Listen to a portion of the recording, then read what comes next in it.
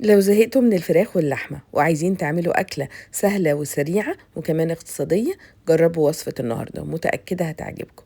في الحلة على النار حطيت قطعة كده كويسة من الزبدة مع معلقة زيت، فصوص من الثوم، وكمان هضيف كيلو من البطاطس مقطعاها شرايح بالشكل ده. هبدأ أقلبها مع الثوم والزبدة لحد ما تبدأ تدخل في السوا وتاخد اللون اللي انتوا شايفينه ده. هسيبها على جنب، وهنا محضرة البيض اللي أنا هستخدمه، أكيد بيض أومليت، بيض مغسول ومتعقم من غير أي ريحة زفارة، ومكتوب عليه تاريخ الصلاحية زي ما انتوا شايفين.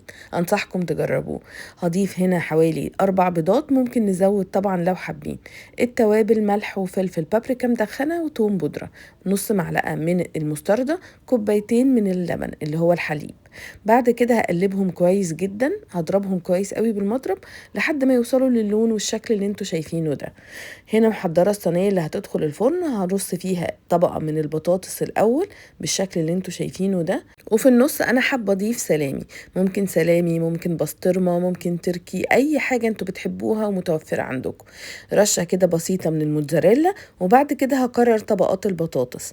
بعد كده هناخد الخليط بتاع البيض اللي احنا حضرناه وهنضيفه على الصينية، وآخر حاجة هنضيفها هي موتزاريلا على الوش، وممكن كمان تشيدر، بتطلع حلوة قوي، أو أي جبنة متوفرة. هندخلها الفرن على درجة حرارة 190، الرف وسط، تكمل سوا وتاخد لون وتتقدم.